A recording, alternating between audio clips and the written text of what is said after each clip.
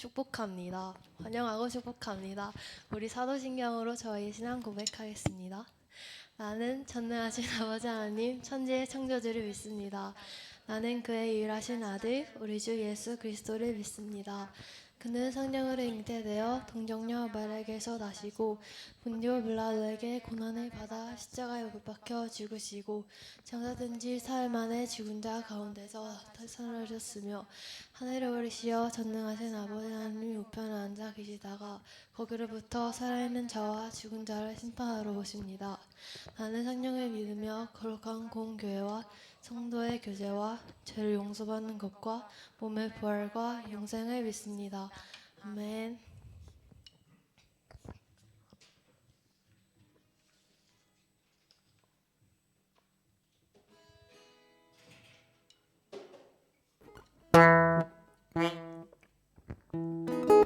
우리 모두 일어나서 찬양하기 원합니다.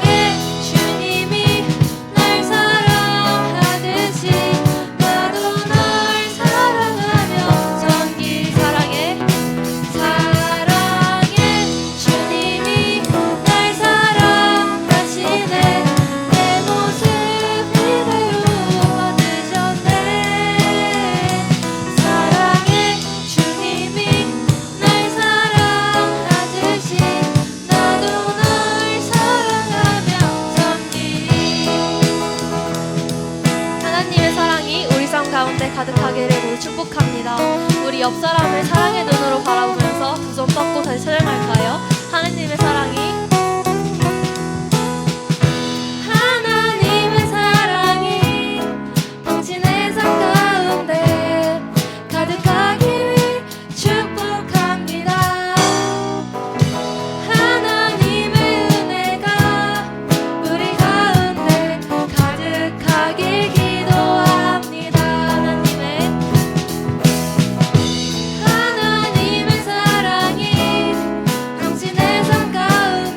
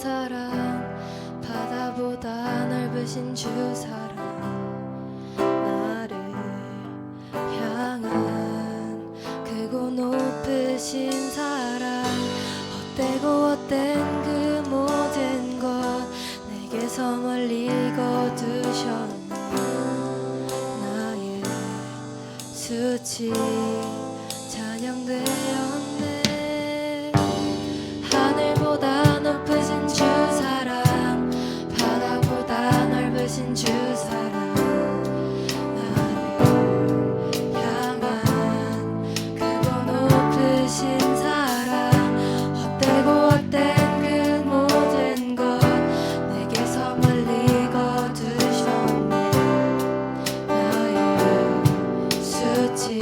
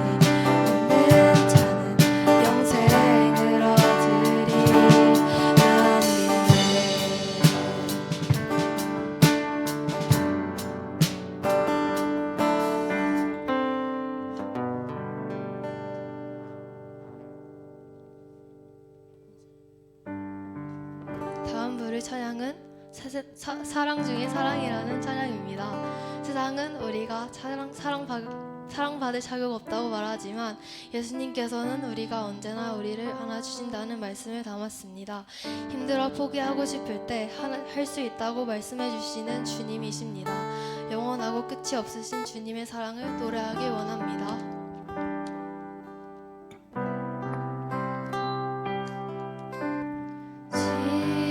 지쳐 포기하고 싶을 때 혼자 뒤처진 것만 갖고 우림조차 없을 때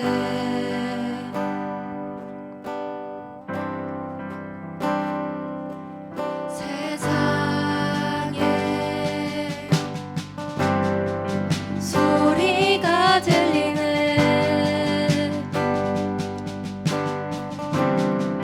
사랑받을 자격 없다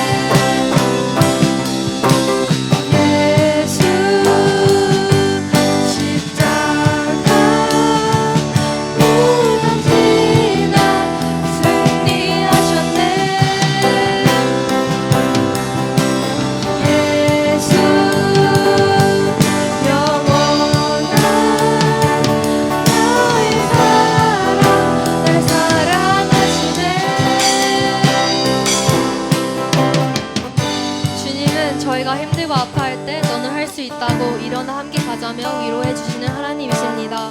오직 진실된 주님의 사랑만이 저희를 온전히 자유케 하실 수 있습니다. 우리 함께 기도하며 나아갈 때 하나님의 사랑이 나의 삶 가운데 넘쳐날 수 있게 해달라고, 주님의 사랑으로 그 빛으로 삶을 살아갈 수 있게 해달라고 간절히 기도하며 나아가겠습니다. 기도하겠습니다.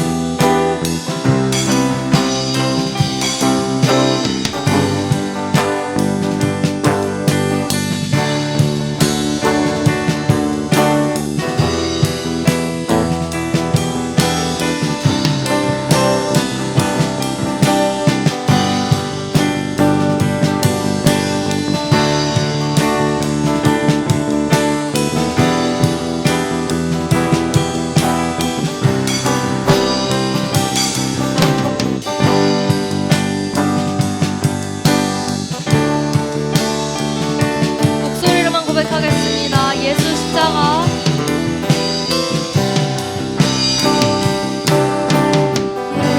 예수 십자가 우동지나 승리하셨네. 예수 영원한 나의 사랑, 날 사랑하시네.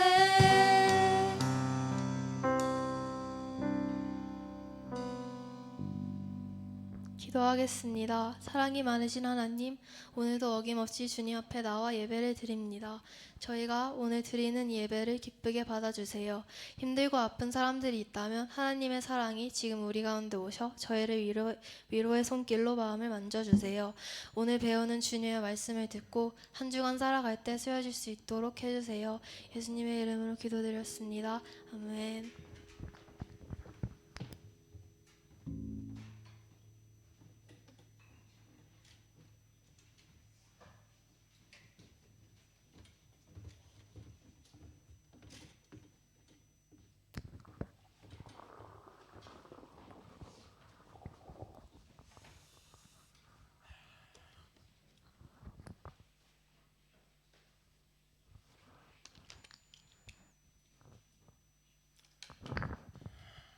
오랜만에 뵙는 사람들 있네요. 그렇죠? 예, 선생님도 계시고 우리 나니 쌤 돌아오신 거 아시나요? 우리 박수 한번 칠까요? 선생님 너무 잘 오셨습니다. 예. 우리 이재영 선생님도 돌아오셨는데 박수 한번. 예. 수염을 멋지게 깔끔하게 깎고. 예전에 그런 모습인지 재영 쌤의 얼굴을 제가 처음 제대로 본 것 같아요. 예, 예. 너무 반갑고요. 예, 여러분들 한국에도 다녀오신 분도 있고 또 잘 지냈나요? 그동안 못 본 사이에 더 큰 사람도 있는 것 같아요. 예. 막 고개 흔드는 사람 잘 못 지냈나 봐. 키도 더 큰 것 같고. 예. 자, 오늘 말씀 누가복음 8장 말씀이에요. 8장 말씀이고 이 설교에는 이제 두 가지 종류가 있다고 합니다. 어떤 거가 있냐면은 이 주제 설교, 어떤 이제 주제를 정해놓고 그 본문 말씀을 통해서 주제를 정해놓고 뭐 포인트 한 1번, 2번, 3번 그리고 결론을 내는 그런 주제의 설교가 있고요. 그리고 또 한 가지는 이제 강해 설교라고 있어요. 그거는 이제 성경 말씀대로 쭉 따라가면서 1절, 2절, 3절 이렇게 풀어주면서 해나가는 설교가 있는데 오늘은 약간은 강해 설교식으로 여러분들과 한번 말씀을 나누고 싶습니다. 한번 잘 따라와 주시고요. 한 말씀 읽겠습니다. 누가복음 8장 4절에서 8절이고 제가 4절 짝수절 읽겠습니다. 각 동네 사람들이 예수께로 나와 큰 무리를 이루니 예수께서 비유로 말씀하시되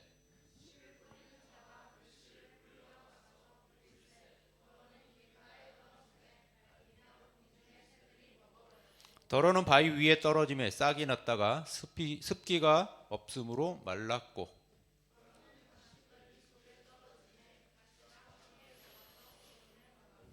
더러는 좋은 땅에 떨어짐에 나서 백배의 결실을 하였느니라. 이 말씀을 하시고 외치시되 들을 귀 있는 자는 들을지어다. 아멘. 예. 겨울 방학을 잘 보내셨겠죠, 그렇죠? 저는 그 한국에 갔어요. 갔다가 이제 한 달 정도 있다가 왔는데 그 그리고 그 사이에 이제 한 살을 더 먹었죠.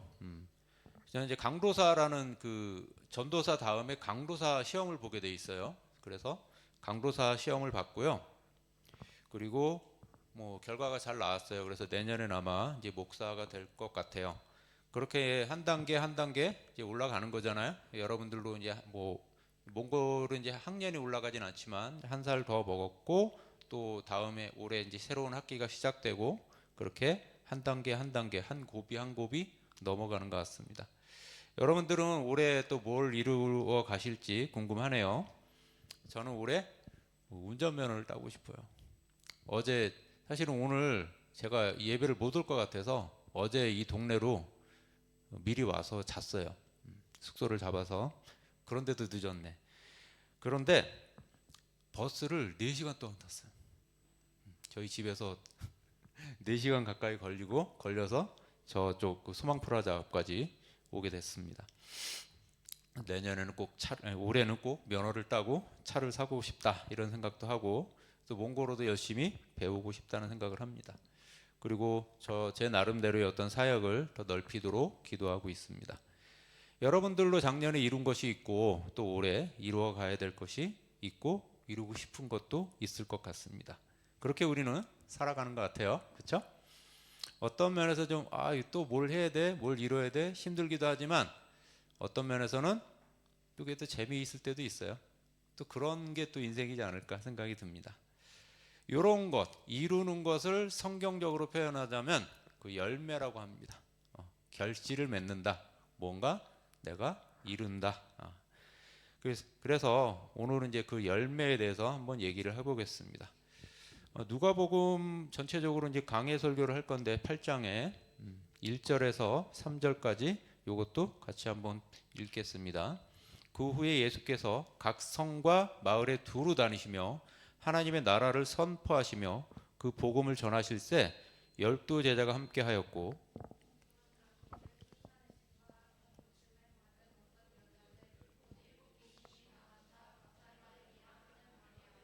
3절을 같이 읽겠습니다. 헤롯의 총직이 구사의 아내 요한나와 수산나와 다른 여러 여자가 함께하여 자기들의 소유로 그들을 섬겼더라. 내가 넘기지도 않고 읽자 그랬네요. 자, 누가복음에 있는 얘기인데 여러분 성경책이 총 몇 권 있어요? 예? 60 66권, 66권. 제일 먼저 누가 얘기했죠? 새콤달콤 드릴게요. 주하은이요? 주하은이 이따가 꼭 받으세요. 자, 66권이 있어요. 자, 그 중에 아직 퀴즈 안 끝났습니다. 한 번의 기회가 더 있을 것 같아요. 이스라엘 성경책은 다 저자가 이스라엘 사람이잖아요. 예, 히브리인 또는 유대인이라고도 하고 지금은 이스라엘 국적을 가진 사람과 유대인은 달라요. 예, 그 똑같은 사람이 아니에요. 이스라엘 국적을 가지고 있어도 유대인이 아닐 수 있죠. 그 유대인은 어떤 사람이죠? 유대교를 믿는 사람을 유대인이다. 또는 뭐 그렇게 얘기를 해요. 예, 그렇죠? 그래서 다 이스라엘 사람이 저자인데 유일하게 이방인 저자가 한 명 있어요. 누굴까요? 욥은 이스라엘 사람인 것 같은데요? 아닌가요? 욥기를 욥이 썼을지도 모르지만 하여튼 욥 이스라엘 사람으로 보입니다. 그냥 찍어요. 예, 누가 맞습니다. 이따가 받아가세요. 예, 누가복음이니까요. 그래갖고 이 누가는 그 이스라엘 사람이 아닌 그냥 뭐 헬라의 어떤 뭐 그 당시에 어떤 나라 사람인지 뭐 정확하게 모르겠지만 뭐 제국인이었으니까 그냥 그리스 사람 이렇게 생각을 합니다. 누가라는 사람은 아마도 바울이 2차 전도 여행할 때 바울을 만났고 복음을 받고 들었고 예수님을 영접하고 믿게 된 사람으로 보입니다. 그래서 바울이 나중에 감옥에 갇혀서 힘들고 외로울 때 누가만 나와 함께 있다 이런 편지도 썼어요. 의사이기도 했잖아요. 바울이 아플 때 치료도 해줬을 것 같고 배고플 때 먹을 것도 주지 않았을까 생각이 듭니다. 그 누가가 쓴 책이 이 누가복음이고 또 한 권 있어요. 사도행전. 누가복음과 사도행전은 다 누가가 썼습니다. 근데 좀 특징이 있어요. 이방인이라 그런지 아니면 좀 뭐 의사이면서 또 이방인이니까 이 유대교에 대해서 잘 모르니까 사람들한테 자꾸 물어보고 조사하고 한 거예요. 이 사람은 자기가 직접 예수님을 본 적이 없거든요. 그래서 유대 땅에 와서 예수님의 제자들이나 만나고 많은 얘기를 듣고 그런 것을 종합해가지고 되도록 시간순으로 쓴 게 누가복음이에요. 물론 정확하지 않을 수 있죠. 예수님의 그 행적을 정확하게 시간순으로 쓴다는 건 쉽지가 않을 거예요. 하여튼 그런 사람이죠. 누가복음이 어떤 책인지 알기 위해서 1장 1절부터 한번 살짝 볼게요. 1절 제가 읽게요. 우리 중에 이루어진 사실에 대하여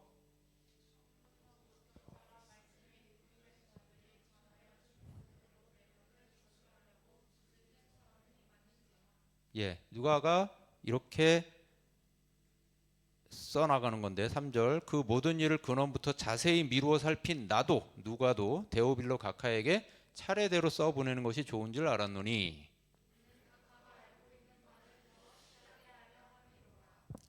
누가는 이방인으로서 하나님을 믿게 된 사람이기 때문에 조금 더 조심스럽게 아니면은 조금 더 자세하게 알아보고 물어보고 써내려 간 것으로 보이고 사도행전 누가가 쓴 사도행전 후반부부터는 누가 자신의 체험이 이제 막 나오죠. 바울을 만난 다음에 그 다음에는 자신이 체험한 걸 써내려 갔겠죠. 하지만 그 전의 얘기는 다 듣거나 보거나 이런 다른 사람을 통해서 쓴 것으로 보입니다. 하여튼 누가의 어떤 특징이 하나 있는데 그 당시에 어떤 문화와 가치관과 굉장히 다른 특징이 하나 있는데 뭐냐 하면 여성에 대한 누가의 관심이었어요. 여기 아까 1장 1절에 누가복음 8장 1절에 보면은 예수님께서 각 성과 마을에 두루 다니시면서 하나님의 나라를 선포하시는데 누구랑 다니신다 그랬냐? 12 제자와 다니신다 그랬거든요. 근데 보통 마태나 마가나 요한은 12 제자와 예수님이 다니시는 그거를 중점적으로 얘기하는데 꼭 누가는 이 어떤 여인들이 꼭 다니는 거를 꼭 넣어요. 그렇죠? 누가의 좀 특징이 그런 거죠. 세례 요한의 아버지가 사가라라는 사람인데 누가복음에 처음 나오는데 근데 어머니 엘리사벳에 대해서도 굉장히 자세하게 쓰죠. 그리고 예수님이 어릴 때 아기였을 때 할례 받으러 갔는데 그 성전에 오랫동안 성전에 계신 과부가 된 안나라는 여자에 대해서도 쓰죠. 그렇죠? 시므온이라는 남자에 대해서 예언자에 대해서도 쓰지만 꼭 여성에 대한 관심이 되게 있었고 그런 관심은 좀 특이한 이때 당시로는 특이한 관심이다라고 꼭 얘기 드리고 싶어요. 이 여인들이 어떤 여인이었냐? 악한 영과 질병에 고통받다가 예수님께 고침을 받은 여인들이다. 막달라 마리아 그리고 수산나 그리고 요한나 이런 사람들이었어요. 여자는 당시에는 이제 남자들에게 종속되는 사람, 어떤 종속되고 소유되는 물건처럼 여겨지던 시대였습니다. 사람 수를 셀 때는 여자 수를 세지 않아요. 그렇죠? 그런데 누가는 자꾸 여인들의 이름을 자세하게 하나하나 얘기합니다. 사도행전에서도 보면은 여인들의 이름을 자꾸 얘기하거든요. 그리고 그런 여인들의 활약상을 자세하게 기록을 합니다. 왜 그럴까요? 왜? 여성 인권주의자인가? 아니면 여인들이 좋았나? 자세히 보니까 예수님이 그랬어요. 예수님이 먼저 그러셨기 때문에 누가도 그렇게 했던 것 같습니다. 누가복음을 자세하게 읽어 오니까 이 예수님이 아무도 거들떠보지 않는 약자인 여인들을 굉장히 관심을 두고 도와주더라라는 거죠. 어떤 과부의 죽은 아들을 살려주고 뭐 손가락질 받는 죄인으로 천대받는 여인을 에게 그 여인에게 관심을 가지시고 도와주시고 회복시키시고, 그런 여인이 이렇게 머리카락으로 발을 씻기고 발에 향유를 부을 때 사람들은 좀 천대하지만 예수님은 그렇게 대하지 않으십니다. 누가복음을 자세히 보면 남자와 여자를 똑같이 대하고 여성도 남자 못지않게 중요하게 생각을 한다라는 거죠. 아까 우리가 처음 읽었던 본문이 이게 그 설명할 때 보여주려고 했던 그림인데, 처음 읽었던 본문이 8장 4절에서 8절이에요. 자, 여기 보니까 맨 처음에 1절에 보니까 각 성과 마을에 두루 다니시면서 하나님 나라를 선포하시고 복음을 전파하셨다. 근데 그거를 비유로 말씀하시는데 뭐라고 말씀하시냐 하면은 씨를 뿌리는 것이다 라고 얘기하십니다. 그러니까 씨를 뿌리는 건 뭐냐? 말씀을 가르치고 전하는 것을 얘기하는 거예요. 그렇죠? 그 씨는 말씀이다 라고 비유로 말씀하시는 거죠. 그래서 처음에는 예수님 혼자 이 일을 시작하셨겠죠? 예수님이 처음에 시작하셨겠죠. 근데 12제자와 많은 제자들이 함께 하게 되고 여인들도 함께 하면서 점점 일이 커지게 됩니다. 하나님 나라는 어떤 것일까요? 하나님 나라를 전파하셨다 이렇게 얘기하시는데, 하나님 나라는 어디에 있는 거예요 도대체? 우리 마음속에? 그럴 수 있죠. 하나님 나라 우리 마음속에 있죠. 그거 무슨 의미예요? 하나님 나라가 우리 마음속에 있다. 아니, 뭐 몽골이 하나님 나라는 아니잖아요. 뭐 대한민국이 하나님 나라는 아니잖아요. 그 어떻게 이해해야 될까요 우리가? 하나님 나라는 우리 마음속에 있다. 저는 이걸 굉장히 고민했어요 사실은. 이게 무슨 말이지? 그냥 천국에 우리 간다 이런 어떤 장소적인 생각으로 막 생각을 하는데, 또 이거 마음에 있다. 자세히 보니까 이 단어가 하나님의 다스림, 통치 이런 의미더라고요. 그러면은 하나님 나라는 어떤 의미일까요? 이 세상의 나라와 국적과는 좀 다른 의미예요. 하나님의 통치를 받는 것, 하나님의 다스림을 받는 사람은 하나님 나라 사람인 거예요. 그렇죠?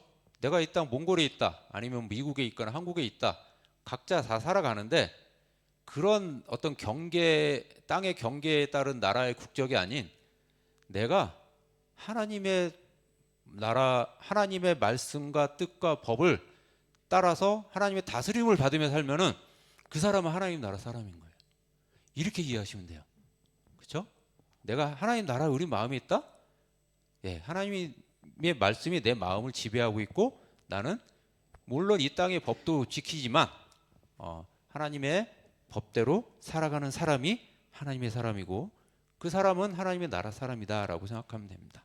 물론 완전하지 않아요. 이 땅에 완전하게 하나님 나라가 도래하면 어떤 장소적인 개념도 될 수 있겠지만 지금은 그렇게 이해하면 됩니다.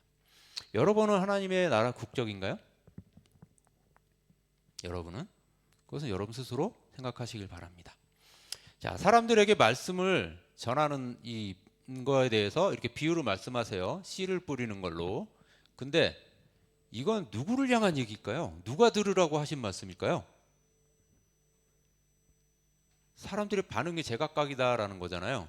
뭐 길가, 그리고 돌밭, 바위, 그리고 가시떨기, 그리고 좋은 땅이 있을 거다. 이 비유의 말씀을 첫째는 이제 큰 무리들에게 말씀하시는 거예요. 모든 사람들이 많이 모였을 때 무리들에게 얘기하는 거예요. 근데 그 무리들은 이 비유를 잘 이해하지 못했다라고 성경은 얘기합니다. 누가는. 왜? 아니, 예수님이 얘기해요. 사람 농부가 가서 씨를 뿌리는데 그것이 말씀을 전하는 것과 같은 건데, 씨를 뿌리는데 누군가는 길가에, 어떤 씨는 길가에 떨어졌고, 어떤 씨는 바위에 떨어졌고, 어떤 씨는 가시떨기에 떨어졌고, 어떠신 좋은 땅에 떨어졌어. 그래서 좋은 땅에 떨어진 것은 100배의 결실을 맺었어. 그리고 이 말씀을 하시고 8절에서 외치셔요. 들을 귀 있는 자는 들어라. 이렇게 외치십니다. 귀가 없는 사람은 없는데, 그렇죠? 들을 귀 있는 자는 들어라. 그러니까 이해하고 싶은 사람은 잘 이해할 수 있도록 좀 힘을 써라. 뭐 물어보든지 뭐 이런 의미가 아닐까. 그래서 사람들은 그래요. 그래서 뭐 어쩌라고. 길가, 바위, 가시떨기, 좋은 밭. 그치, 우리가 농사를 그 척박한 땅에서 지으니까 그런가 보네. 그래서 그게 뭐라고 이해하지 못하고 넘어가는 사람들이 많았다는 거죠. 근데 좀 그 예수님이 9절부터 이제 얘기하는데 제자들이 예수님에게 이거를 물어봐요. 그러면 제자들은 들을 귀 있는 자인가요? 제자들은 들을 귀가 일단은 이해를 못했어. 같이 없었는데 이것을 이해하기 위해서 예수님께 물어보고 예수님부터 들어요. 설명을. 그러면 들을 귀가 있는 자죠. 그렇죠? 이 성경 말씀은 약간 이렇게 어떤 이것을 이해하기 위한 우리의 관심과 노력도 필요하더라는 거죠. 9절에서 15절까지 쭉 읽어볼게요. 제자들이 이 비유의 뜻을 물으니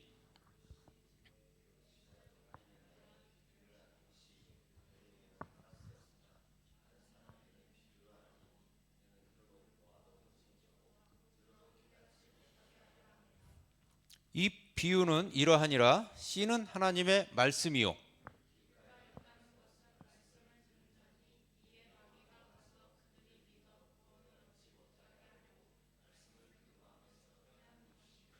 바위 위에 있다는 것은 말씀을 들을 때 기쁨으로 받으나 뿌리가 없어 잠깐 믿다가 시련을 당할 때 배반하는 자요.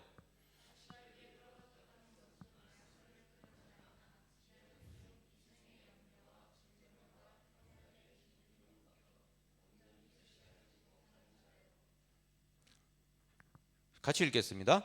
좋은 땅에 있다는 것은 착하고 좋은 마음으로 말씀을 듣고 지켜 인내로 결실하는 자니라. 아멘. 자, 9절 10절을 도대체 어떻게 이해해야 될까? 이거 이사야서에서 있는 말씀이거든요. 자세히 들어보면 비유로 얘기하는 거는 왜 비유로 얘기하겠어요? 이 어떤 우리의 일상의 경험을 통해서 전문 용어나 이해하기 어려운 용어가 아니라 우리가 평소에 하는 경험을 통해서 잘 이해하도록 설명하는 게 비유인데 오히려 이 비유를 통해서 얘기하는 이유가 뭐냐? 쟤네들 깨닫지 못하게 하려고. 이거 무슨 약간 심보 있는 말씀 아닌가요? 정말 이럴까요? 여러분들은 이거 어떻게 생각하세요? 보통 이 무리들이 왜 많이 모여요, 보통? 이 예수님의 말씀을 듣고 이해하려는 것보다는 예수님이 주는 그 혜택에 더 관심이 많아요. 그렇죠? 병을 고쳐주시고 뭐 5천 명을 먹이시고 사람들은 말씀보다 예수님이 주는 그것에 관심이 더 많습니다. 다수가. 여러분들 아니시라고 믿어요.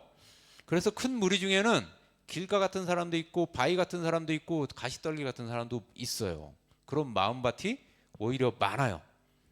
물론 그런 마음이 점점 그 가르고 어떤 기경해가지고 땅을 이렇게 갈아엎고 하면서 좋은 마음밭이 될 수 있으면 좋죠. 그렇게 되는 경우도 많고요.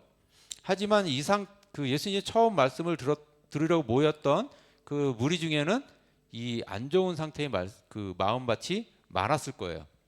그 상태에서 예수님이 무슨 얘기를 한다 그래도 잘 들어가지 않았을 것 같습니다. 말씀의 씨를 뿌려도. 그렇죠? 그들이 말씀에 관심을 갖고 잘 듣기를 바라시는 마음이 좀 이렇게 역설적으로 표현되지 않았을까요?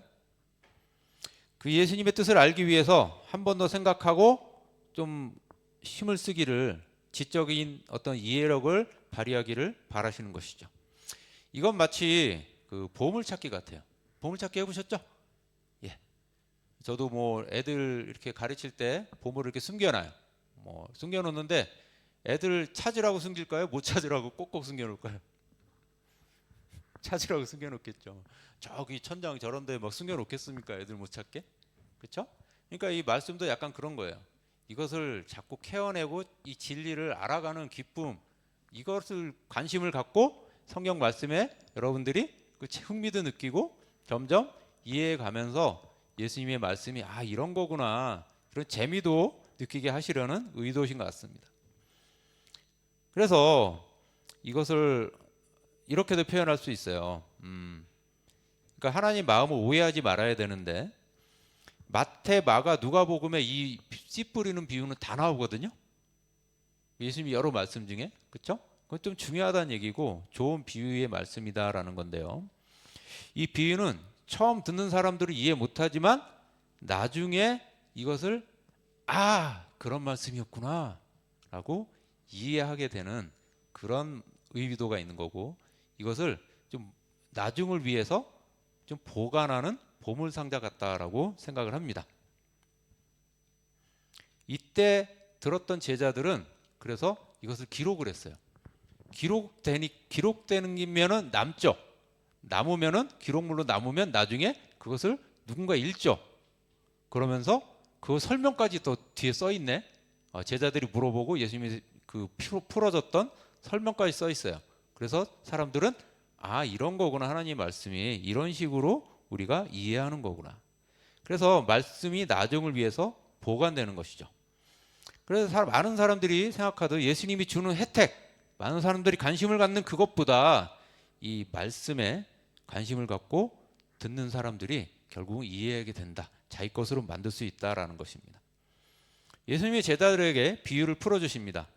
제자들이 들으라고 하신 말씀이에요. 이 씨 뿌리는 비유는 제자들이 들으라고 하신 의도가 다분합니다. 왜? 제자들이 들으면은 뭐가 좋을까요? 확률상 너무 안 좋지 않아요? 너희들이 말씀에 씨를 뿌려. 근데 다수는 길가, 바위, 가시떨기야. 근데 아주 소수가 좋은 땅일 거야. 그러면은 좀 기운 빠지는 얘기 아닌가요?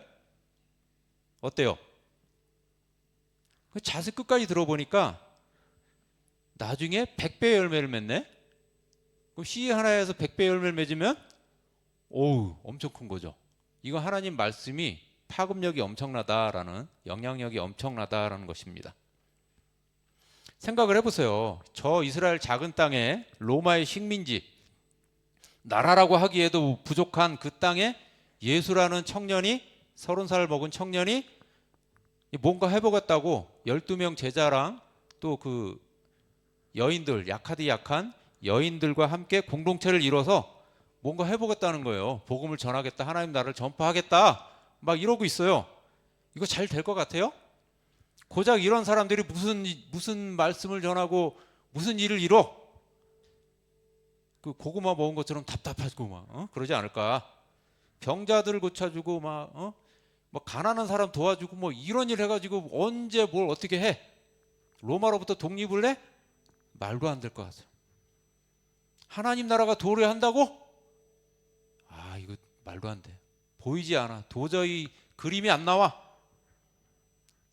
게다가 어떻게 돼요? 그 공동체 안에서 돈 관리하던 유다라는 사람은 또 배신하네? 그리고 예수님 붙잡혀 죽네? 아이고야. 공동체는 막 흩어지네. 이거 되겠어요? 예수님이 3년 동안 꼬박 열심히 일을 했는데 결과가 너무 안 좋은 거 아닌가? 그렇죠?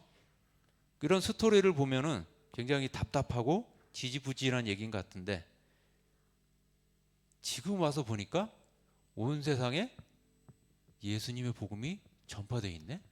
야, 이거 어떻게 된 거예요? 너무 놀랍지 않은 거예요? 여러분들 이 다른 나라에 선교사님의 자녀로 와가지고 몽골에서 예수님 얘기하고 있어요, 우리가. 말도 안 되는 얘기 아닌가요? 그게 좋은 땅에 뿌려진 씨가 열매 맺고 열매 맺어서 지금 이렇게 된 거예요. 정말 놀라운 얘기입니다. 희망차게 제자들이 복음을 전하지만, 제자들에게 이 말씀하신 이유는 너희들 복음 전하지만 당장에 눈에 보이지 않는 결실이 있을 거야.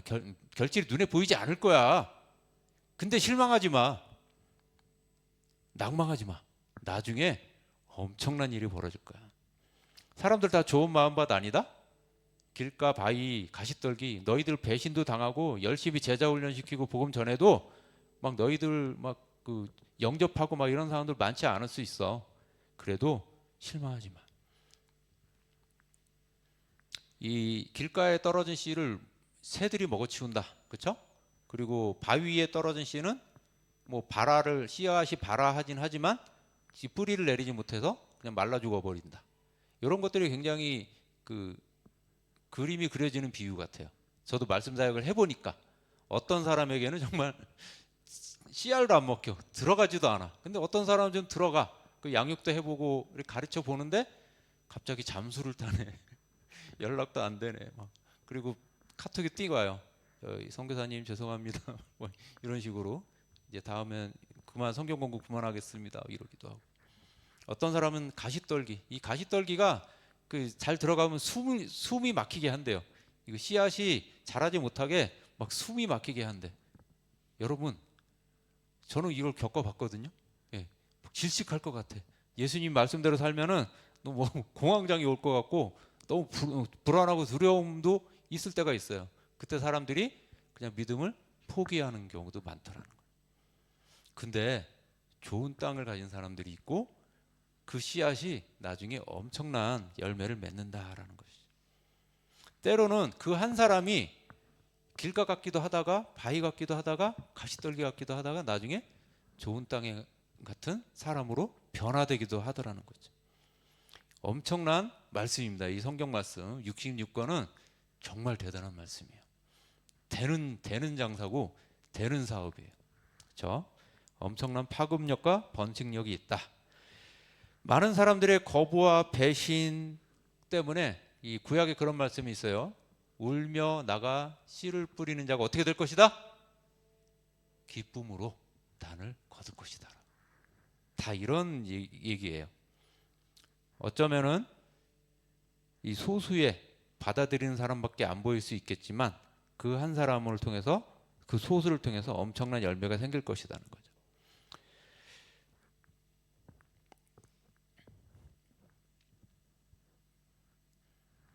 제 작은 아이인데요. 제가 이제 경찰관일 때 그런 하나님이 그런 응답을 주셨어요. 그 사역을 해라. 전문적인 사역자가 되라. 이런 이제 응답을 주셨는데 제가 뭐라고 얘기한 줄 알아요? 우리 둘째가 이 장애만 갖지 않으면 그러니까 장애인으로 일지 아닐지가 확실하지 않았어요. 이제 결과적으로 이제 장애인이 됐는데 지적 장애하고 뭐 이 운동 능력도 약하고 전체적으로 이 발달이 느려요. 예, 그 학습 능력도 약해서 지금 고등학교 1학년 올라가지만 초등학교 3, 4학년 정도 수준의 그런 아이입니다. 그래서 하나님한테 이 아이의 장애만 잘 고쳐주시면 제가 하나님을 위해서 순종하겠습니다. 이런 얘기를 했어요. 근데 장애 고쳐지지 않았습니다. 근데 가만히 생각해 보니까 하나님 위해서 일하는 게 좋은 거예요, 나쁜 거예요? 좋은 거를 주시겠다는데 좋은 거를 받는 조건으로 또 뭘 걸어? 이상하잖아요. 네, 내가 좀 잘못 생각하고 있었다는 거죠. 뭔 얘기냐면 사람들이 이렇게 하나님 위해 살아라, 하나님 말씀대로 살아라. 아까 하나님 나라 얘기했죠? 하나님의 법대로 하나님 다스리를 받으면서 너의 인생을 삶을 살아라 이렇게 얘기했을 때 어떤 조건을 거는 경우가 많아요. 그렇게 순종하지 못할 이유가 굉장히 많더라는 거예요. 여러분들 혹시 그런 게 있습니까?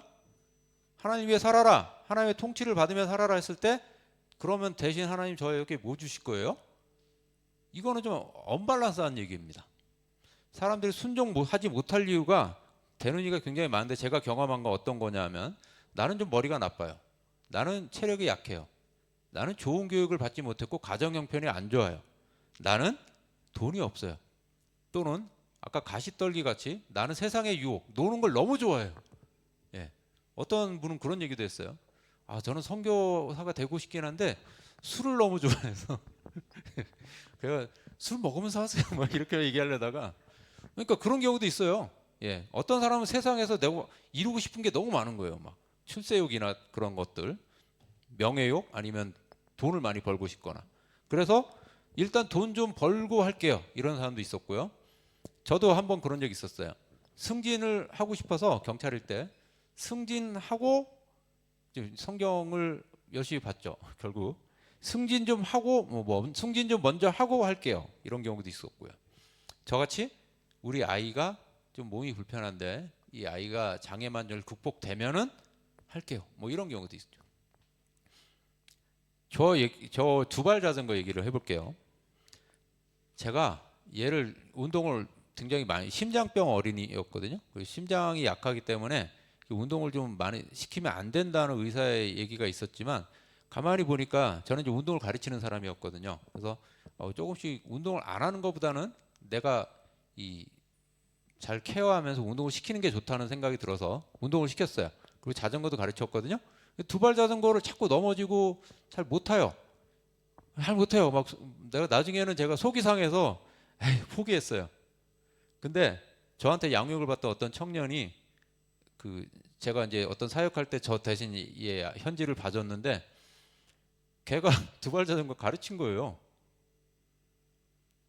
그러면 가만히 생각해보니까 내가 거의 가르쳐 놓은 건데 내가 다 가르쳐 놨어. 근데 마지막 그거 좀만 연습을 하면 되는데 그 친구가 한 1시간 동안 그거 하다가 가르친 거예요. 그럼 결국 누가 가르친 거예요? 결과적으로 그 청년이 가르친 건데 이런 거구나. 예. 열심히 일을 해서 바로 눈에 보이지 않는데 그게 그냥 허무하거나 무의미한 건 아니더라는 생각이 듭니다. 예. 현지가 두발 자전거 제가 한번 며칠 동안 가르친 그 다음에 1시간 동안 가르친 그 청년 덕분에 지금 엄청 큰 자전거도 잘 타고 해요. 그리고 장애하지만 얘가 굉장히 제가 이제 한국에서 사역을 하면 경찰 그만두고 사역하면서 어떤 공동체를 만들어 놨거든요. 서울 연희동에. 그게 지금도 유지되고 잘 진행되고 있어요. 후임자가 있어서. 그래서 어린이들이 또 청소년들이 모여가지고 공부도 하고 그런 공동체가 있어요. 거기에서 현지가 같이 속해 있는데 얼마나 얘가 잘 크는지 몰라요. 저는 그냥 하나님께 순종했을 뿐인데 얘가 학교에서 스트레스 받고 소외받고 차별받고 외면받고 외로움 당하고 이런 것들을 그 공동체 학교 끝나고 와서 다 해소가 되고 거기 아이들과 너무 잘 지내고 있습니다. 지금도 거기 있거든요. 야, 하나님 이렇게 주시는구나. 이런 식으로. 그래갖고 언뜻 보면은 사람들이 얘가 장애한지 몰라요. 예, 고등학교까지 지금 가게 되고, 예, 뭐 영어도 곧잘 읽고 점점 아주 잘 커나가고 있어요. 자, 좋은 땅에 있다는 거 이게 결국 무슨 얘기일까요? 좋은 땅에 있다는 것은 착하고 좋은 마음으로 말씀을 듣고 지켜서 인내로 결실한다. 한번 단어를 볼게요. 말씀을 듣는다는 것은 경청한다는 잘 듣는다는 거예요. 잘 듣는 거, 그렇죠? 그리고 순종한다는 의미도 있습니다. 말씀을 듣는다는 것은 영어도 그렇잖아요. 듣는다에 그 말씀대로 순종한다는 의미가 있죠. 그리고 지킨다는 것은 이게 에코라는 헬라어로 에코가 이제 내 것으로 소유한다는 의미인데 그것에 좀 강조의 영이에요. 완전히 말씀을 내 것으로 잘 이해해서 내 것으로 만든다. 이런 의미입니다. 그 말씀대로 내가 해보고 시도하고 그리고 또 인내한다는 것은 견디는 거예요. 굳세게 흔들리지 않으면서 그 말씀대로 살아가는 거죠.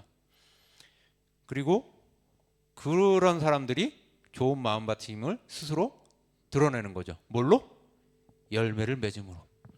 자, 오늘의 설교 제목이 채워져야 하는 양입니다.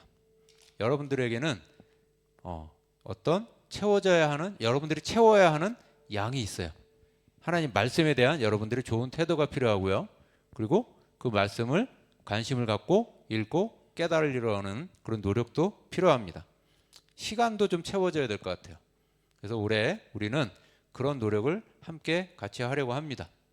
뭐 청소년 매일 성경이라는 책 교회에 배달이 됐을 것 같은데 지금 못 찾고 있거든요. 그 책을 가지고 여러분들과 암송도 하고 말씀도 나누고 큐티도 하고 때로는 이걸 가지고 우리가 더 깊이 있게 또 공부도 하고 이러는 한 해가 되면 좋겠다는 생각을 합니다. 이 말씀을 먼저 제자들에게 하셨다 얘기했어요. 우리에게 길가 바위 가시떨기 그런 상태를 넘어서 좋은 땅이 되라고도 말씀하시는 거고 또 그런 말씀을 가르치고 전할 때 사람들의 반응 때문에 너무 절망하지 말고 그것이 우리의 삶이 거기에 채워지고 녹아들어 갈 때 나중에 엄청난 열매를 맺게 될 것이다 라고 격려해 주시는 말씀입니다. 정말 그럴 것 같습니다. 지금은 우리가 말씀을 듣고 지키고 인내해야 할 때이고 때로는 울며 씨를 뿌려야 될 때입니다. 아멘. 그러면 반드시 열매를 맺을 것이고 그 열매가 100배가 될 것이다. 기쁨으로 단을 거둘 것이다 라고 믿는 것이죠. 믿음이란 그것을 믿는 것입니다. 우리 기도하시겠습니다. 하나님 아버지, 저희들의 마음이 어떤 마음밭일지 하나님은 아실 것 같습니다. 예수님이 이런 비유를 들었지만 더 자세하게 저희의 마음을 아시고 또 저희의 마음의 변화를 바라실 것 같습니다. 하나님, 저희가 정말 좋은 마음이 되길 바라고 무엇보다 하나님 말씀에 좋은 태도를 갖기를 바랍니다. 저희의 시간과 노력과 관심을 하나님 말씀에 채워갈 수 있게 도와주시고 또 다른 사람들에게도 채워가는 저희 모두가 되게 하여 주시옵소서. HCM의 선생님들과 이 학생들을 항상 지키고 보호하고 인도해 주시길 간절히 바라며 예수님의 이름으로 기도드립니다. 아멘.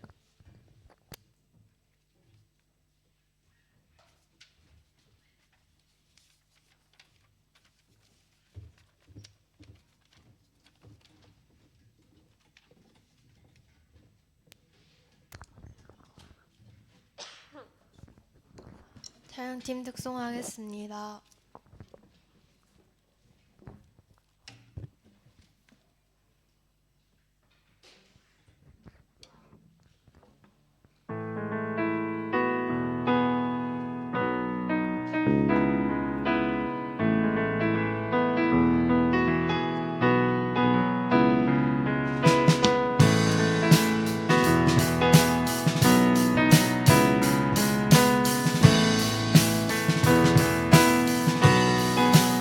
나의 시선이 나의 마음을 향할 때 자꾸 초라한 모습과 두려움뿐이네. 나의 시선을 당신께 돌릴 때 비로소 내 맘 평안해. 비로소 내 맘 평안해. 주를 바라보며 그 맘을 구합니다. 나의 모든 것을 품으신 주님의 사랑, 나의 생각보다 더 크신 주님의 계획, 그 앞에 내 삶 드립니다. 주를 바라보며 그 맘을 구합니다. 나의 모든 것을 품으신 주님의 사랑, 나의 생각보다 더 크신 주님의 계획, 그 앞에 내 삶 드립니다. 주님께 내 삶 드립니다. 주님께 내 삶 드립니다.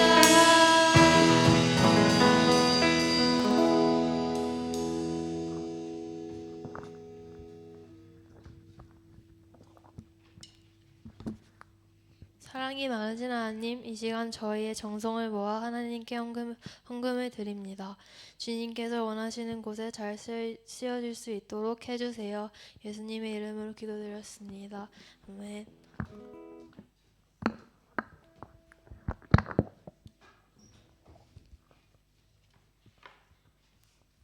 모두 일어나서 마침 찬양 드리겠습니다.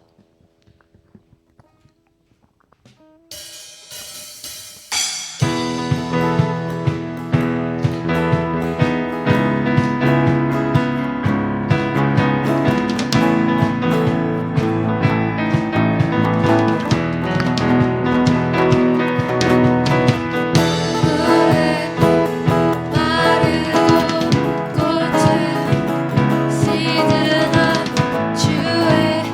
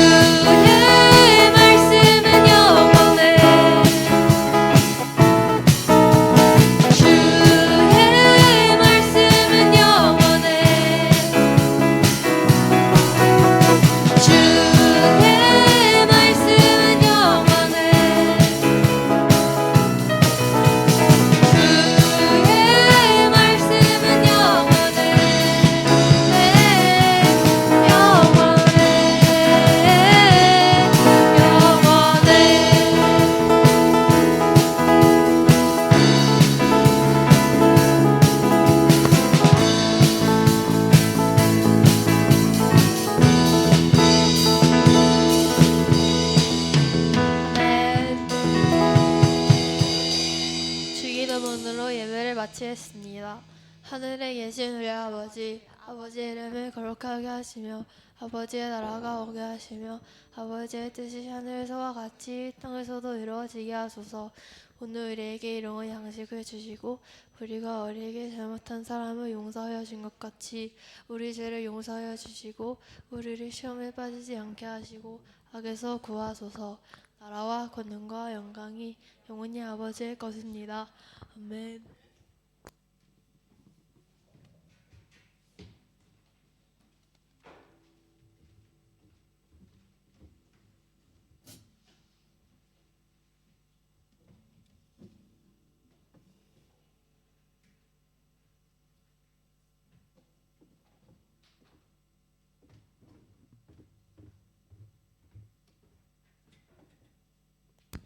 그 셀 정비가 좀 필요한 것 같죠? 저 선생님들도 좀 이제 딱 정확하게 이제 나왔고 어떻게 누가 계시고 그래서 우리 다린 쌤 잠깐 나와주시죠. 인사 우리 같이 하면 좋을 것 같습니다. 일단 학생들이 모를 것 같아요. 다린 쌤 이제 한국에 돌아가시게 되고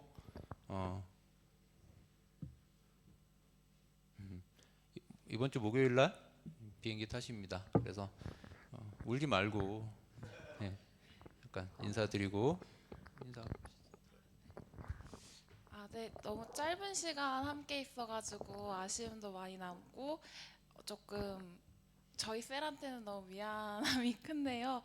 그래도 함께 할 수 있어서 짧은 시간이지만 함께 할 수 있어서 너무 좋았고 네, 행복했습니다.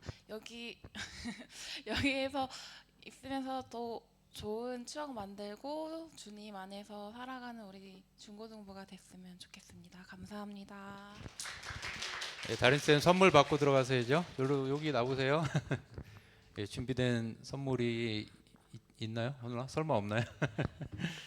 사진도 좀 찍어주시고요. 예, 부장 선생님.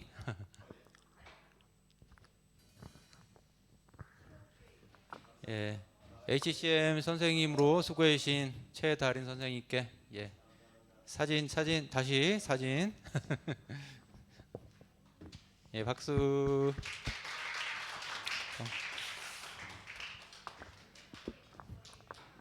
네.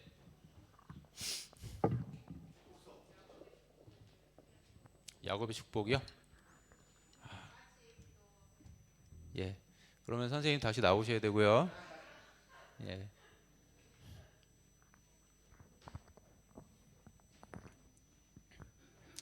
야곱의 축복이 C 코드인가요?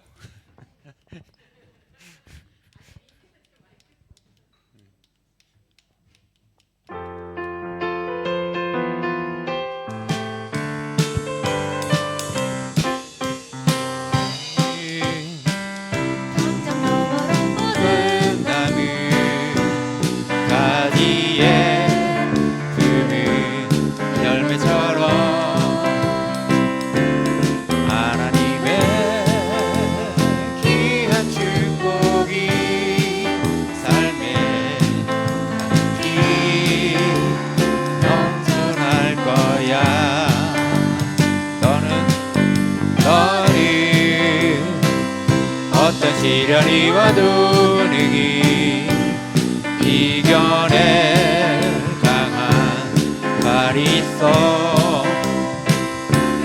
전능하신 하나님께서 너와 언제나 함께 하시니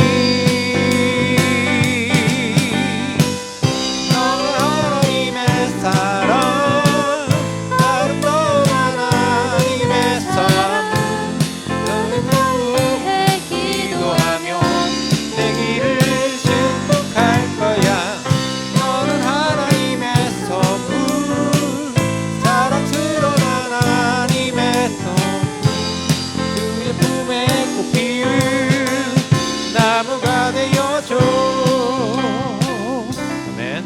다린쌤에서 기도하는 시간 짧게 갖겠습니다.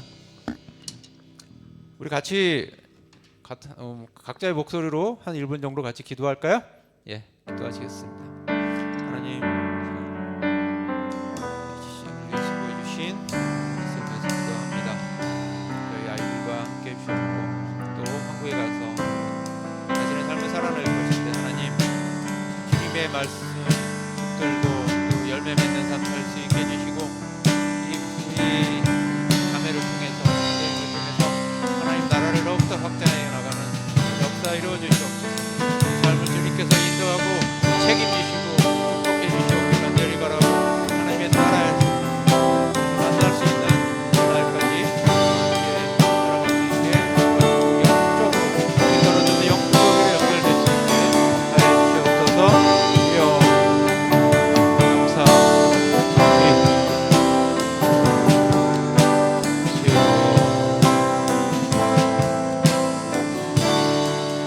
축복하시고 좋으신 하나님, 예, 시간 우리 최다린 선생님 위해서 기도합니다.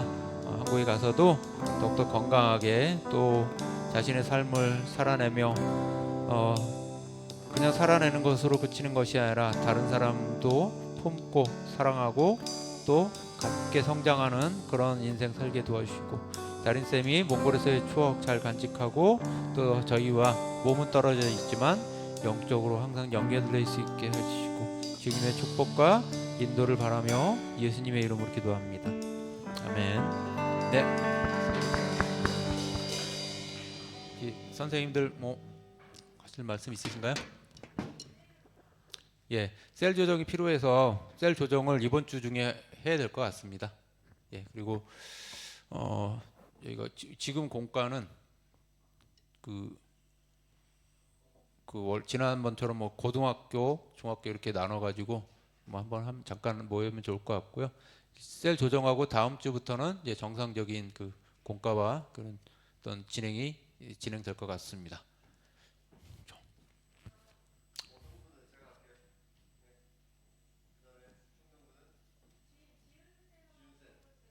네, 예. 그리고 식당으로 가서 저기 가시면 될 것 같습니다. 예, 수고하셨습니다.